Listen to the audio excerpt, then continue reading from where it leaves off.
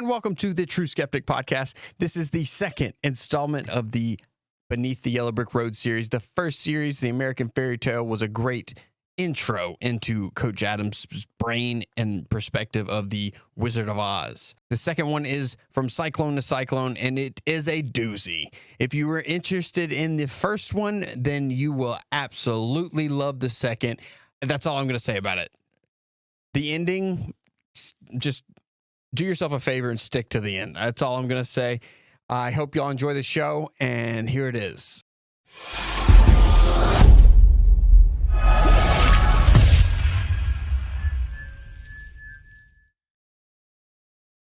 Welcome back. Beneath the Yellow Brick Road, second installment, episode 2, From Cyclone to Cyclone. Cyclone to Cyclone. Is it a cyclone in the movie? Yes. Well, it's a twister. A twister? Yeah. Is that a combination of two? No, it's just another term. It's a synonym. Synonym. So the first one we left off, it was American Fairy Tale. American Fairy Tale. You remember the definitions? I think I do. Let's go for it. Okay, so it's two. Mm-hmm. There's two, and that was a whole theme of the installment, is that fairy tale has two meanings along with maybe the movie too. So fairy tale is a make-believe story, right? Mm-hmm. Or a story, unlikely events for a happy ending. right? And then the other one is like a story to deceive. That's right. That's right. 5 bonus points to me. Good job.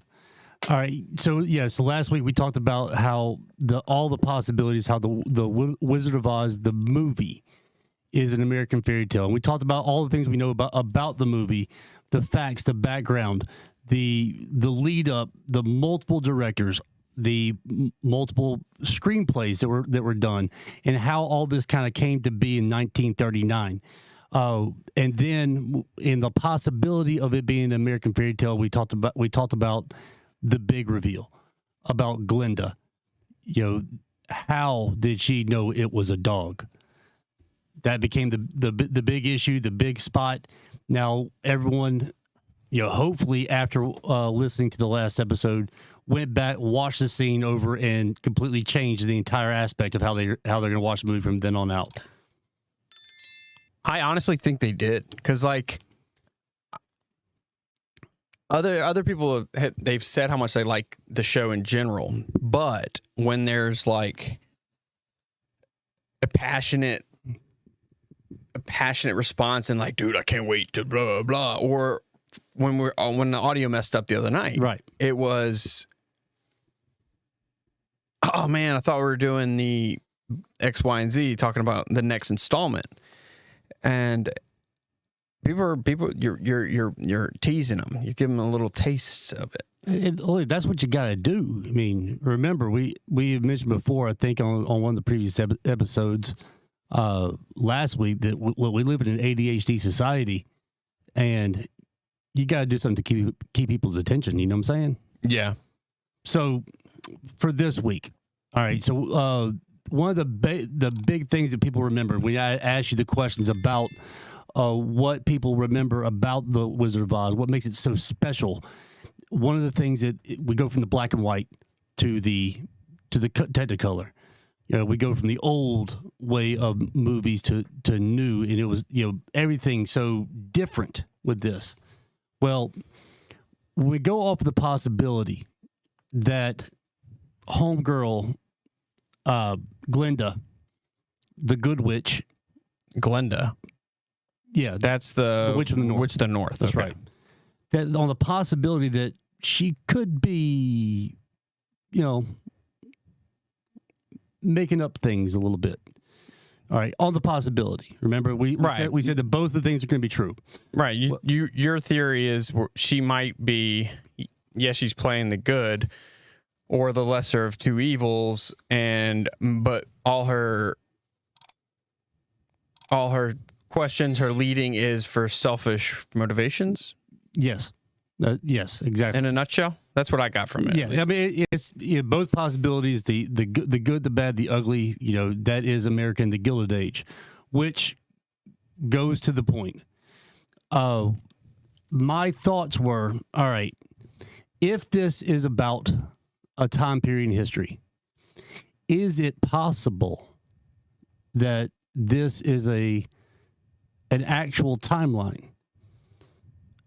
All right, because I gave you a copy of the book, right? Yes. Okay. Could you do me a favor? Okay. All right. I want you to open to the opening of the story. I believe it begins on page 12, right there. Turn it to 12. Turn to page 12, right there. Okay. All right. There's little old Dorothy, all that stuff. All right. Flip until you see where the word twister or cyclone comes in. Twister or cyclone. I'm moving up on it like a cyclone. All right. So flip one page. I already saw it, but I was making sure. No, you saw a picture. No, I saw a cyclone. I'm really good at word searches. Like I literally just like I glanced at it and I saw it. So page 12. Wait, hey, it is page 12. So page 11 is when it starts. Oh, page. I'm so sorry. Page 12. So can I read it? So page 1 of the book. Yes, and it's in reference to a cyclone cellar. So we go like L. Frank Baum when he wrote this Oz series. He opened story page 2 of the book. Bam, they're right into it. Because the words begin on page 11. It did begin on page 1, just the copy that I have. So that means that in the movie, all the parts that we had, the big setup in this in black and white, what if that portion is actually a different part of history? What do you mean it represents it by the black and white? Exactly. So you had that first timeline that I showed you before? Yeah. The blank one? Yes, okay. I do. All right, so that's the full one. There you go. All right, so if you follow me with this, the entire idea behind all my thoughts on this were as a student asking me, all right, could anti-M refer to antietam? And I said I didn't think so because it would be out of time period. But then I thought about it. I was like, hold up, that's actually could be a possibility, because if we go from a time period of history of 1865 to 1877, that portion of history is generally referred to as the time period of Reconstruction. Okay. Okay. All right. And that is the entire recovery of North-South. All right. Bringing the Union back together and trying to overcome all the issues that deal with or surround everything with what the war was about. 4 years of war, 12 years of recovery. Okay. Now, the focal point of the black and white portion of the movie is centered around one character, actually two characters. Dorothy, of course, but Toto, right? Toto, which is a black dog. And the centered, or what is centered around Reconstruction is the civil rights, the end of slavery, the 14th Amendment, equal protection for all citizens, Jim Crow legislation that comes after the 15th Amendment to the Constitution, the back and forth where, well, Reconstruction, it doesn't complete the journey. It just ends. And it ends with the election in 1876 of Rutherford B. Hayes. Rutherford B. Hayes, you said? Yes. Who's that? The 17th president of the United States. Now, Hayes did not win the popular vote, and there were 3 contested states that had not submitted, or I'm not submitted, I'm sorry, contested electoral votes, and when you combine those 3, all 3 in the South, I believe it was Louisiana, Mississippi, and South Carolina. No, I'm sorry. Louisiana, Florida, and South Carolina were the 3 states. And with those 3 states, it would have gone to Samuel Tilden, who won the popular vote. Right. A guy from New York. Rutherford B. Hayes had even called and gave a concession speech, a concession of losing the election to him. Well, with those 3 states, those electoral votes from those 3 southern states, Hayes becomes president of the United States in an agreement to allow Hayes, a Republican, to become president of the United States. Then what he would do is that he would remove troops from the South, thus ending Reconstruction. Okay? Mm-hmm. So what my theory is that the black and white portion of the movie is the time period of Reconstruction. And okay. And I can get behind that. Once she enters into Oz, we then enter into the Gilded Age, a new timeline. You follow me? Yeah. Okay. Now, this could be very far-fetched from a belief standpoint, right? Without a doubt. All right. So there has to be some subtle hints in there. All right. Now, let's go to the first thing we have. I mean, Okay. this will not take very long to go through. I can't tell if my headphones are weird or we sound weird, but we just listened to it, so I know that's not. It's really freaking me out. It's okay. It's okay. All right, where are we at? We're going to. Yeah, you just we're gonna hit play real quick, and then we're just gonna. Okay. You just tell me when. All right. Yeah, go ahead. What's going on? Okay, so she has just landed in Oz. You know, her house was inside the cyclone. She saw all the images and all that stuff. As she was going through. Well, she's inside the twister. Okay, all so right. Twister just came. Yep, and then this is immediately after. Yeah, she's landed. Apparently, the Wicked Witch of the East is underneath her, so she doesn't know. And we step into Munchkin Land into Oz. All right, so go ahead and pause real quick. All right, so right now, you see the yellow brick road, right? Correct. All right, you see that. All right, what other, and the yellow certainly stands out, correct? It really does. I didn't realize that the first time I watched it. All right, now Dorothy, like her outfit, does it stand out?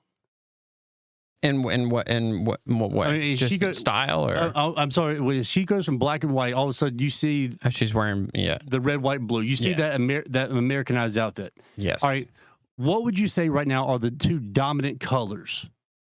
Like blue and yellow. No, not for Dorothy in the scene. Green and yellow. Exactly, green and yellow. All right, both of which are the colors of gold. Okay. What do you mean? Well, green money. Oh, okay. Right, Okay. gold base. That's right. Stuff. Okay. Okay. So those 2 colors are, as soon as she walks in, all of a sudden that dominates. And one of the reasons why we end Reconstruction, let's just say before the country was really ready to. One, they had lost interest, and why weren't they ready to?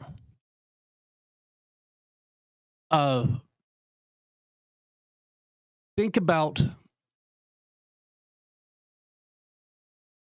the war itself let's just say Civil War. The Civil War. Okay. Civil War.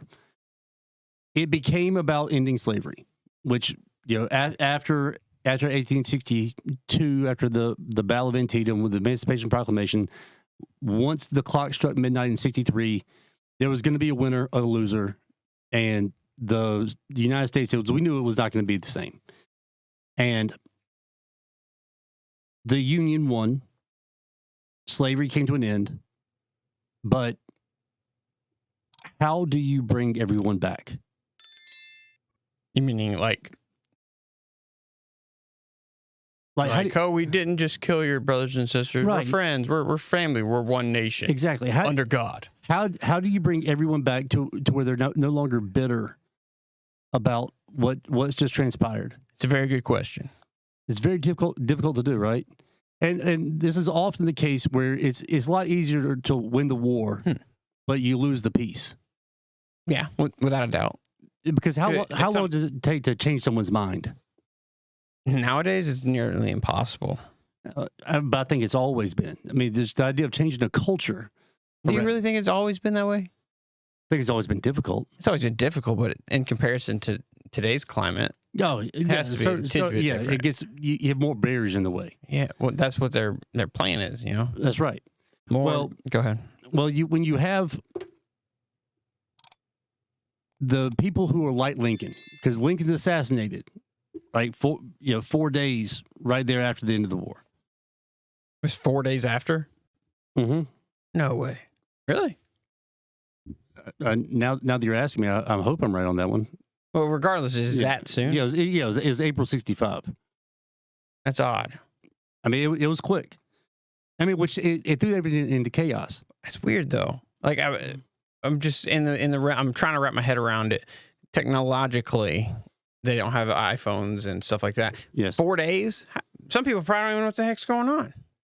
Probably so. Well, Congress was not in session, so you really had a nation without a leader. And Andrew Johnson comes in. There's a debacle with that.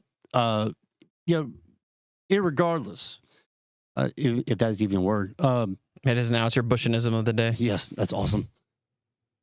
You don't have the full intentions by everybody that are trying to fight the war or resolve the war for the right reasons. It's punishment.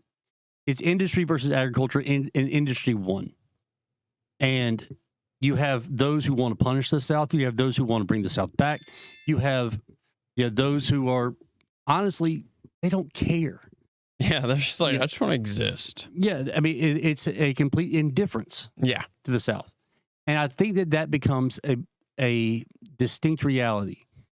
That if you ain't going to change how things are down there, well, just, put in your hands and let's move on. Yeah, it's boogity out of here. That's right. Because the future was the Transcontinental Railroad. The future, was the financing that happened.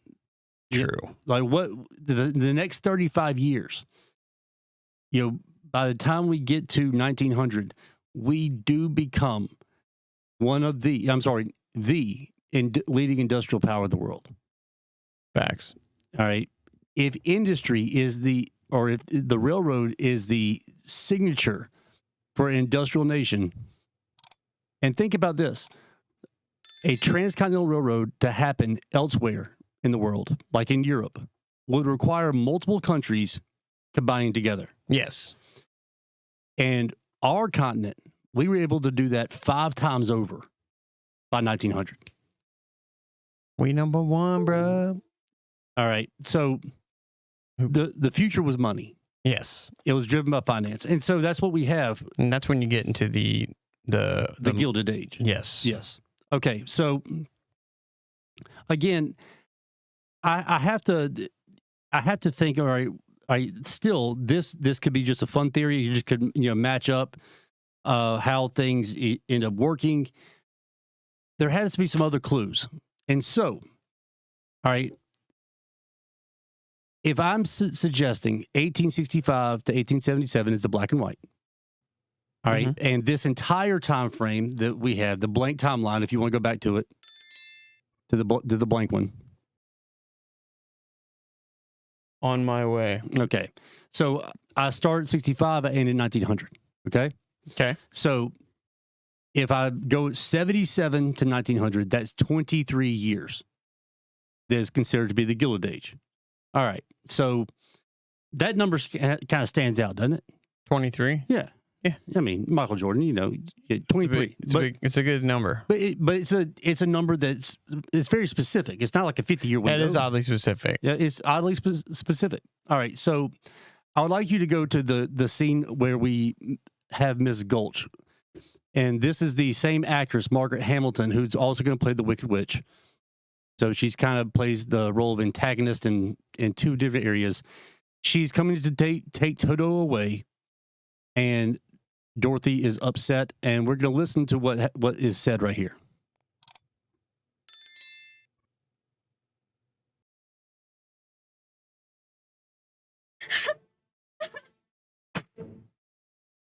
Elmira Gulch, Just because you own half the county doesn't mean you have the power to run the rest of us.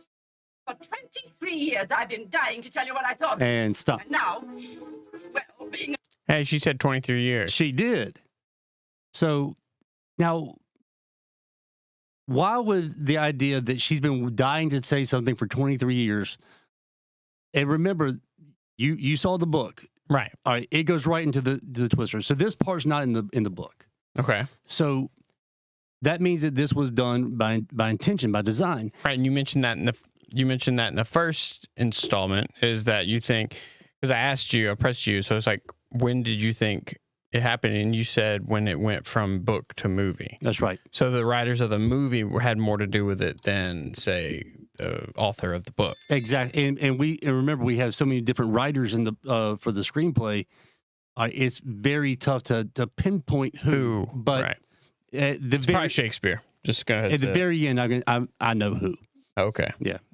All right. So for 23 years, that has to have some sort of meaning. I mean, because is a plot device if not, because it doesn't come back up any other time. So, like, my goodness, the idea of 23 years, and I'm thinking, all right, 1877, 1900, that just happens to be 23 years. Right. Like, what are the odds? The sheer odds. Yeah. I don't think it's a coincidence. That's the whole point of us doing this. So let's kind of to play on another possibility, because all right, one piece of evidence is not good enough. Is it good enough for you? No. No, it's not. So never. So let's go to where we meet Professor Marvel. Professor Marvel. That's okay. right. And Professor Marvel, who again in the black and white portion of the movie, he's going to meet Dorothy, and this is the same actor, which I forgot his name, that ends up playing the wizard. Hugh Jackman? I'm just kidding. I'm just playing. No, now, don't tell me. I didn't mean to push play. You're traveling in disguise. Oh, it is. Stop. I noticed that. Okay. Did you hear his question to her? Let's hear it again. I did hear, but I made a noise. So let's see. You're traveling in disguise. Stop. No. Okay. If someone walks up to you while you were sitting down, about to cook a hot dog, right, or a glizzy, as they say nowadays, and she's got a basket in hand, why would the first guess that you say that you're traveling in disguise? Aside from maybe he thinks she looks disgusting. No, I'm just kidding. I don't know. That is an odd thing. Maybe because she doesn't fit in. All right. Well, hit play and let's see what he says next. Oh, that's not right. You're going on a visit. No, I'm wrong. That's by the way. You're running away. How did you guess? Professor Marvel never guesses. He knows. All right, go ahead and stop. Okay. So again, you're going on a visit. That's a fair guess based on the on the context. Right. All right, you're running away. Okay. And Dorothy's none the wiser. She's like, "Oh, how'd you guess?" And he's like, "Oh, I don't guess. I know." But that first suggestion, you're traveling in disguise. It's so out. It's out in left field. It very much is. I'm like, wait, what? What are you talking about? Unless she is. Unless when she crosses over from I'm listening, from the black and white portion of the movie into the Technicolor. Mm-hmm. All of a sudden she becomes decked out in red, white, and blue. What if Dorothy has, as all the other characters will also have, like we said for Glinda, a different meaning? I know what you're about to say. Okay. Each character has their own. Yes, I'm smart, big brain. All right. So, could be multiple things, because right now the outcast for Yeah, driving the plot here Correct. is Dorothy, a female, and Toto, a black dog. Sorry. All right. Go ahead. But at the time, your two big reform movements that had happened leading up to the Civil War were that of women's suffrage and the abolishment of slavery. The two groups are still, they can change the electorate so much and would broaden democracy, but also it would change those who's in power, because that's more people that you have to consider, you have to represent. Right. And nowadays pander to, and they are on the outside of politics. Well, Dorothy and Toto become the focal point, the driving force for what we consider change. All right. Elaborate. Well, I get what you're saying, but just in context, I want to make sure I do. Okay, so the fact that women are always going to be the ones to drive reform because they're the closest to being involved in society. They are involved in society, and we mentioned in episode 1, this is a generation with the number of people who died that's raised by a single woman. Right, we did bring that up. So women are going to play a significant role within society here at the turn.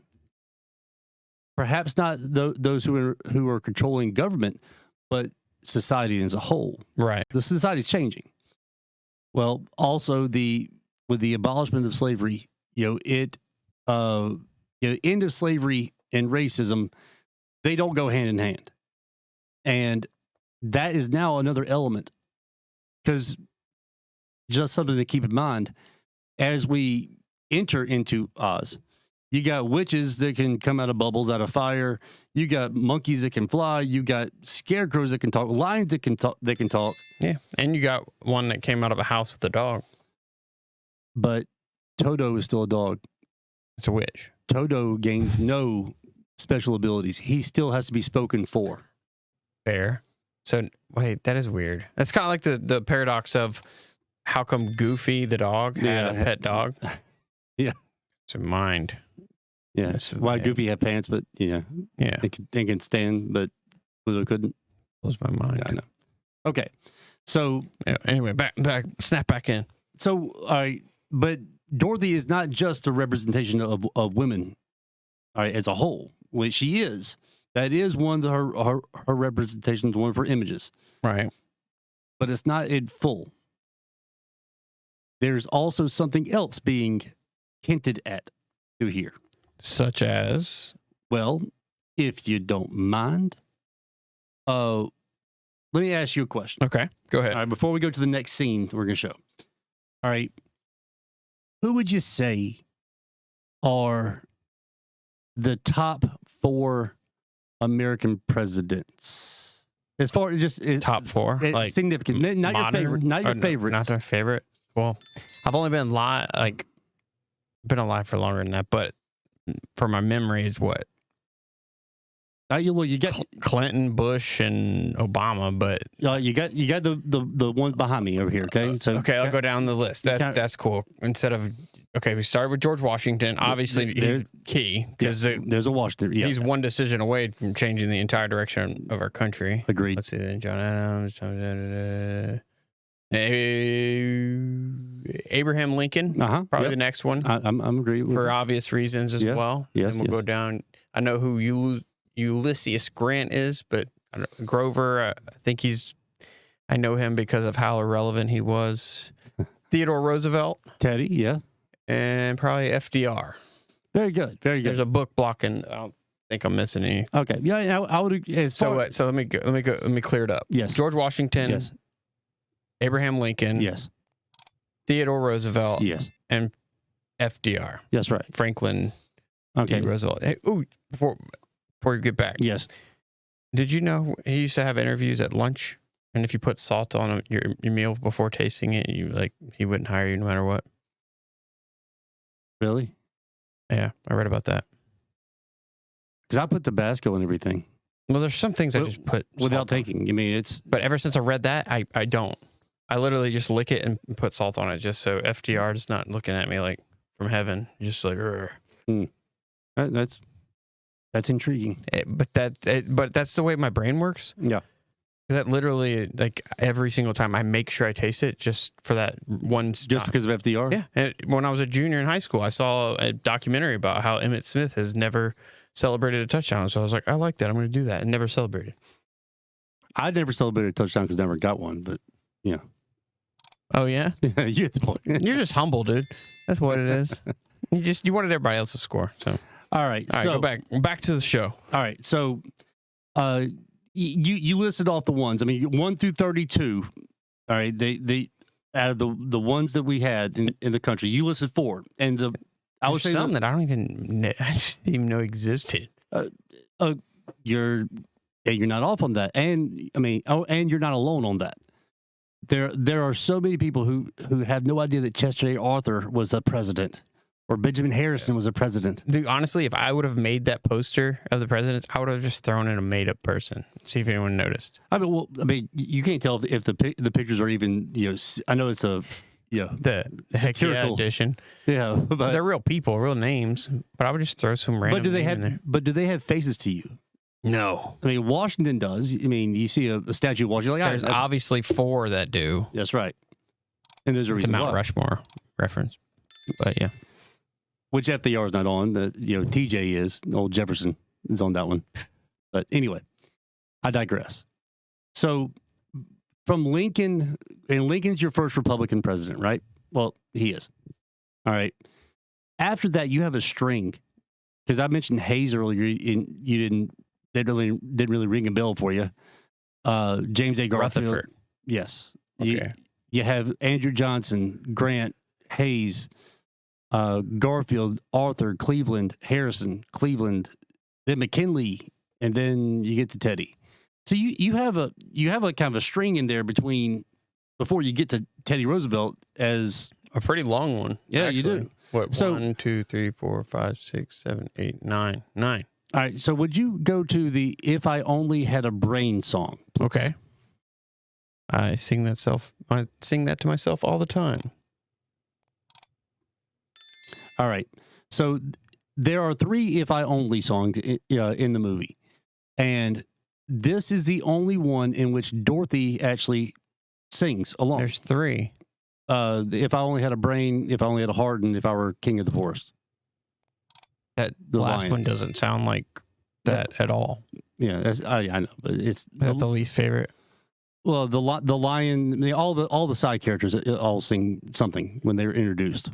It's awesome. Yes, I bet you they blew that up. They told every grandkid they knew. Man, back when I was young, I had that one song. All right. No, okay, go ahead. We'll try. Okay, sorry. In trouble or in pain. With the thoughts you'd be thinking you could be another Lincoln if you only had a brain. And stop. Did you hear what she said? No. Oh, you got I did hear what she said, but with the thoughts that you were thinking, you could be another Lincoln. Why throw that in there? the thoughts that you were thinking. I'm terrible lyrically. All right, let's hear it one more time. Like, I could honestly know every word to a song and not know a single word, if that makes any sense. It does. It does. In trouble or in pain. With the thoughts you'd be thinking you could be another Lincoln if you only had a brain. All right. So you're throwing in Lincoln there. So how many references? Okay, so let's keep count. How many references we got now? This one, we got the 23 years of the Gilded Age, right? That's right. And then we got, what was another one? There's a one in between and the Lincoln. We have yes, the Professor Marvel, you're traveling in disguise. Okay. All right. So what if Professor Marvel? Remember, he doesn't think, he knows. That's what he says. What if she is traveling in disguise? Dorothy, because this is the only line that Dorothy has. With the thoughts you've been thinking, you could be another Lincoln. What if that line is delivered by the representation of the next Lincoln Elaborate. Okay. I'm keeping up, but there's times where I'm like, I want to ask, but I should probably pretend like I know what you're talking about. It's okay. Take Dorothy's name phonetically. Oh, Is Dorothy, right? can I look this up? If I can see it. I'm Sure. a visual learner. Yeah.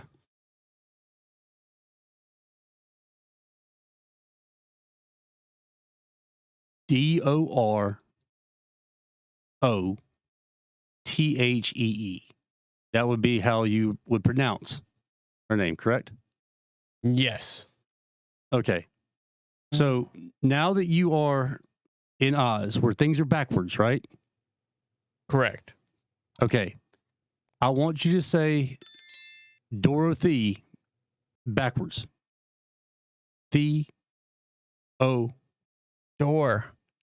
Yes. Oh, snap. That is creepy.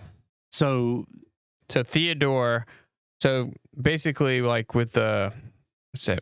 Where they code and they put it backwards, and so the name, she is Theodore Roosevelt. that's right. So she's there to throw a wrench in the mix, She's the next Lincoln. challenge power. And we do remember how Teddy Roosevelt became president. He was the vice president, not liked by the rest of the Republican Party. When McKinley was president, he was the VP in 1900.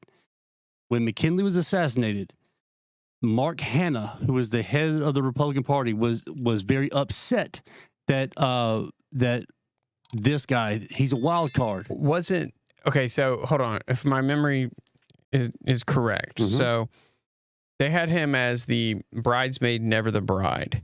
But then what the powers that be were going to do, because no one cares about the vice presidents. That's right. So what they were trying to do was bury him as a vice president. That's which right. Ultimately came back and bit him in the butt because the old dude got assassinated. Right. That's right. And then Teddy comes in and changes the presidency. He becomes basically your first modern president, right? Correct. Okay. It's almost as if, like, I mean, he comes out of nowhere. It's almost as if he just dropped out of the sky. Yeah. Like if a twister picked him up and dropped him out of the sky. Dorothy. Oh my goodness gracious. Oh. All right. So, how are we on time right now? 37 minutes in. Okay. So,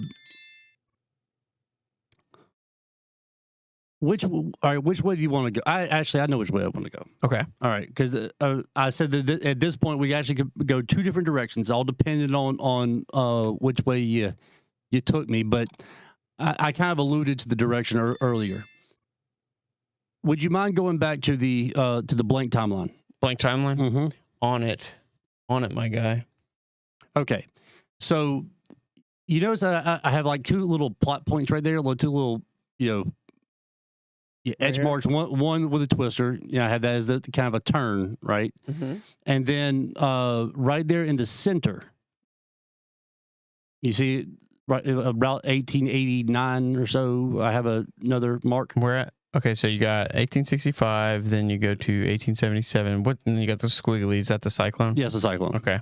And then at 1889 and a half. That's right. All right, because this is something that I believe in pretty deeply as a history teacher. Uh-huh. All right, every movie that you follow it goes through the same idea as Act 1, Act 2, Act 3, right? And it's a build up, a turn, a conflict, resolution at the end. That's how every movie goes. That has ever existed. Exactly. All right, so when you talk about history, you usually talk about like, all right, what happened between this point and this point. We talk in timelines, right?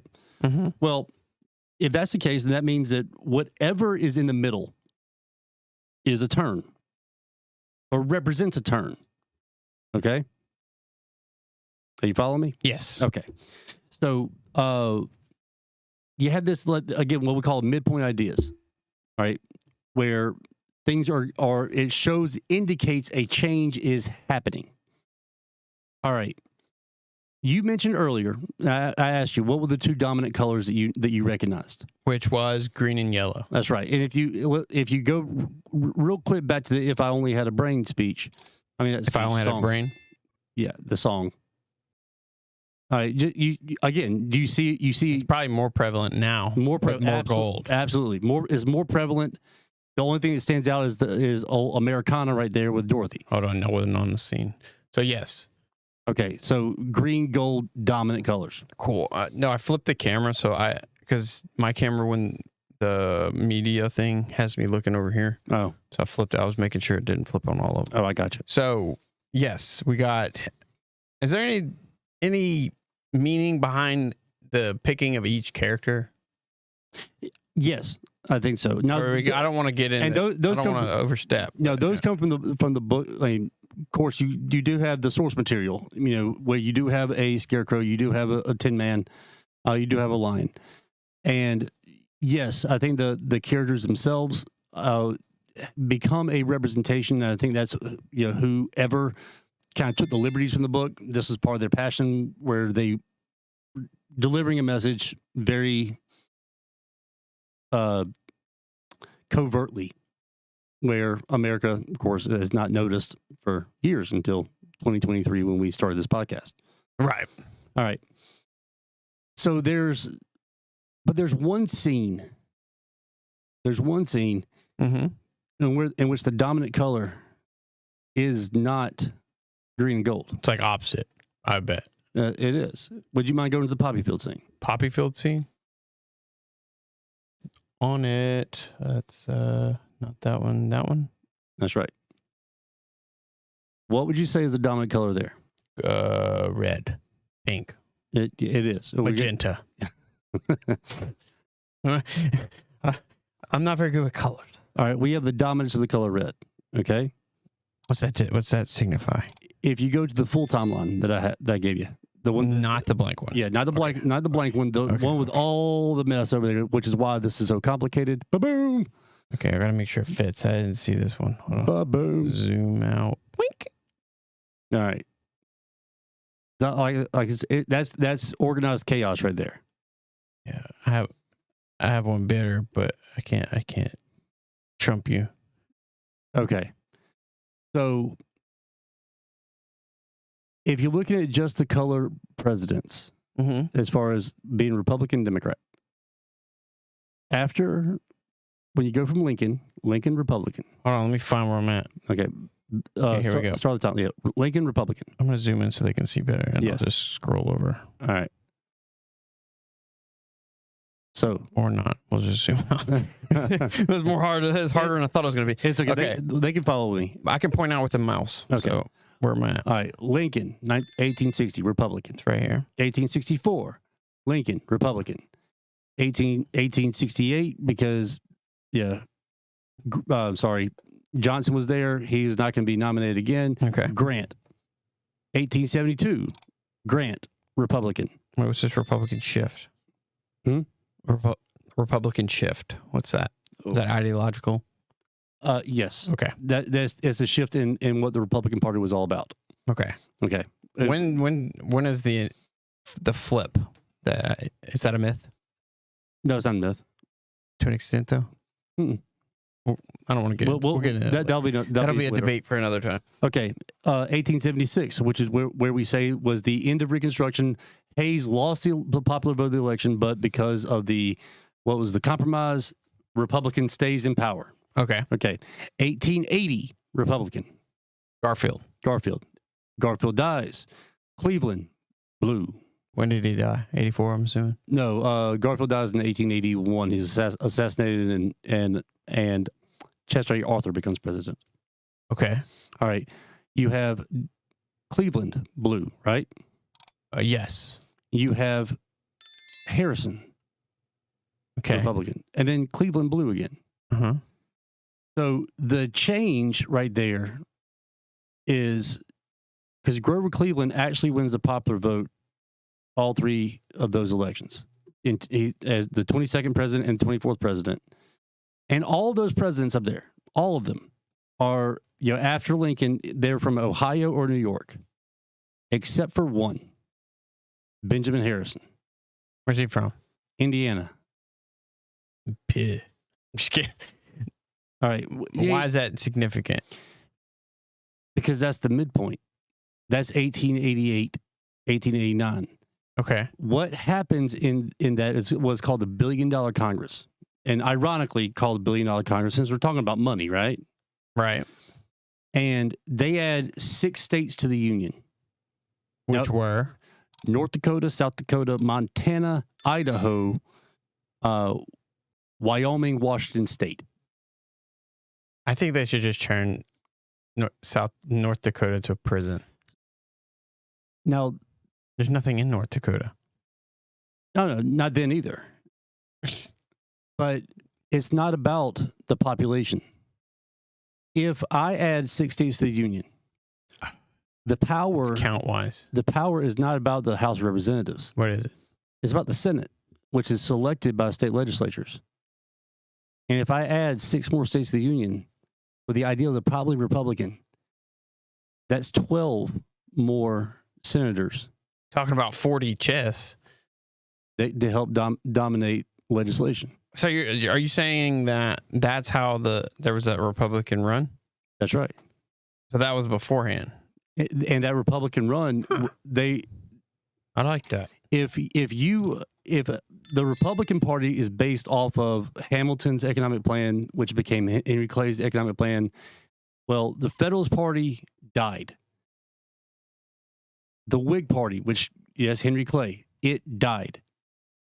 The Republican Party developed. It doesn't develop until 1854, right before the Civil War, and Lincoln's their first presidential candidate.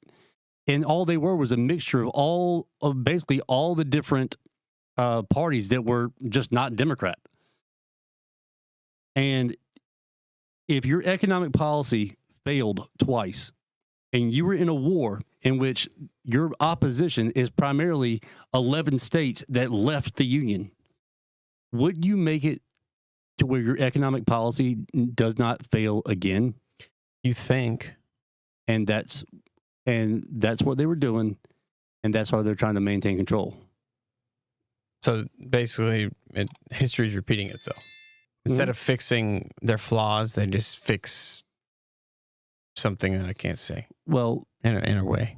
But their economic policies also created a wealth class, and that wealthy class was able to have more power than government did. Yeah. They pushed. That doesn't sound familiar at all. Which is how, if it weren't for them, the men who built America. Right, but am I wrong? Is that not just like repeating itself right now? Yeah. Because, in 2020, it was like the largest growth in the gap. No, the gap's always there. It's always been there. There's 5 people that profited. I covered it on an episode. I forgot, had the astronomical amount of money. Just 5 people. It was like hundreds of billions of dollars. All right, so let's. All right, so Benjamin Harrison. I'm sorry, it's okay. The poppy field scene, though, that's the red, because that's where the timeline begins to change. Oh, red, as in I'm following. Okay, all right, okay, all right. So you gotta like mama bird me. No, it's okay. It's okay. All right, so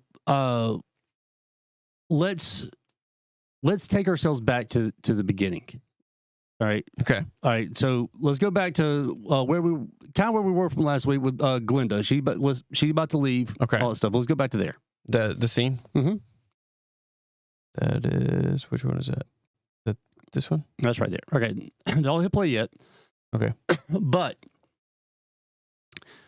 we mentioned about the Munchkin Army, because there's the Yellow Brick Road, and then there's that Red Brick Road, right?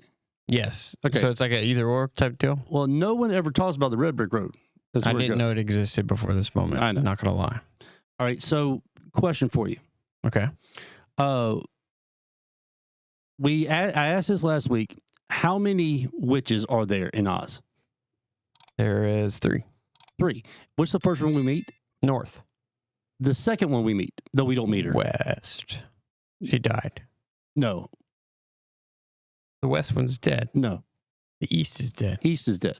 I thought We it went, no, because Yeah, ha, and the west east, around. west. Yeah. Yes. So that's north, east, west. And, Yes. And what would be the acronym for that? New. No. Oh snap! I wish we So, had- Ba, ba, ba. Okay, so no, it actually clicked in my head. That's why I was like, oh, yeah, all right. because I was mistaken. So she lands on east, That's right. but we haven't met her yet. We meet her legs.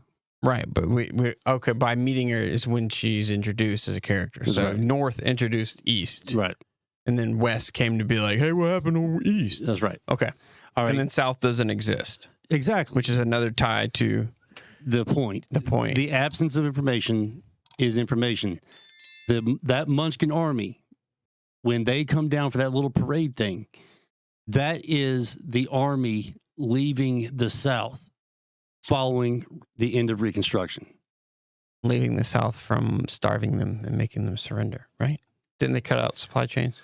No, this is during Reconstruction. This is Okay. yeah, never this is for the voting and everything. Okay.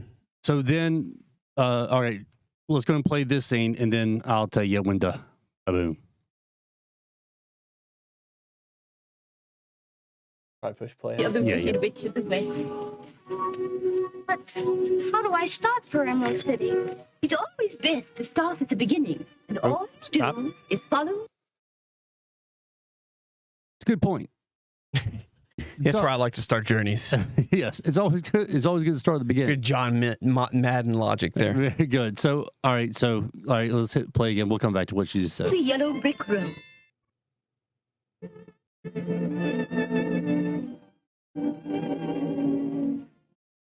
All right, here comes another non-answer by Glenda. But what happens if I... Just follow the yellow brick road. Yeah, thanks for that, Glenda.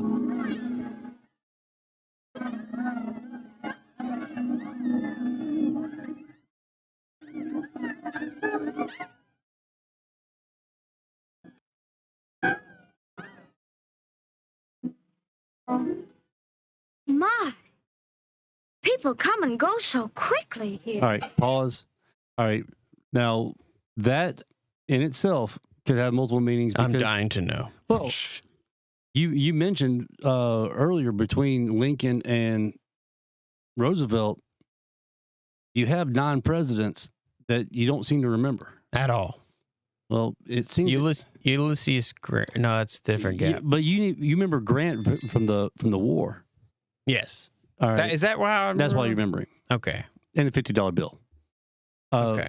But it would very much seem that people seem to come and go very quickly.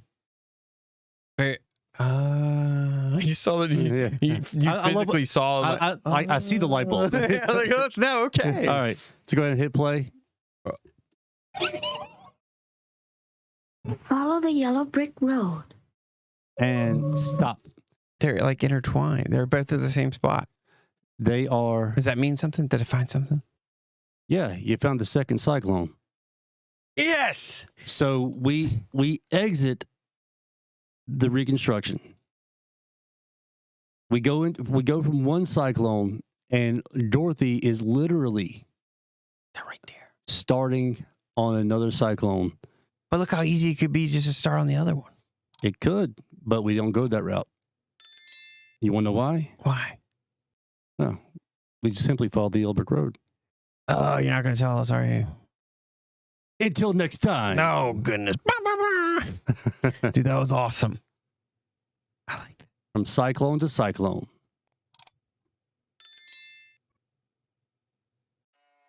And that's going to wrap it up. We had to do it in segments, so Coach Adams actually isn't here, but he did a great job in this episode. I hope y'all enjoyed. And there's a few announcements I need to make. First off, sorry about this week. It was let's just say it was a doozy. Everything was working great and working as normal, full go. Wednesday, we sit down, record, go over some notes, and it just decided I'm just not going to work. So we had to I didn't want to rush through this last episode, and we're running out of time, so we were just going to fix it and then go live. Couldn't get it fixed. But I think I figured out the issue, and obviously, clearly doing this. But yeah, I just wanted to say sorry. Also, I wanted to thank y'all again because we are now monetized, which means you did your job, and I appreciate it. Also, coming down the line, I'm building a merch line. 1, 2. There's a few things that you'll see on there. Facebook has stars. If you want to support the show, you can, give us stars. Or there's also a early access, like helping the show out, help us grow, help us continue this and be bigger. You can give 99 cents, $2, $4, whatever you want. All the links will be on social media. I've shared it. It'll be pinned to the top of the comments. In no way are you required to do it, but anything would help. All that being said, Coach Adams isn't going to be here this week. I already have a rotating set of people that want to be on the show. I just haven't had a chance. I didn't want to interrupt his series. It's really good, but I'm not 100% sure on who's actually going to be here, but it's going to be a doozy. It's going to be a good episode. I can't wait. I'm looking forward to it, and I hope you are too. But that's going to be it. I would say Coach Adams said goodbye, but it's just me. Until next week, I'll see y'all. Deuces. You've been listening to the Tru-Skeptic podcast. Our passion is to piece together the puzzles of conspiracies, declassified documents, cover-ups, and secrets. We hope you've enjoyed the show. Make sure to like, rate, and review. And we'll be back soon. But in the meantime, to contact the show, send us an email at truskepticpodcast@gmail.com. True is spelled T-R-U. Find us on YouTube and Facebook at Tru-Skeptic Podcast. And on Twitch, Twitter, and Instagram at Tru-Skeptic Podcast. We are your third eye. And we're always watching. See you next time.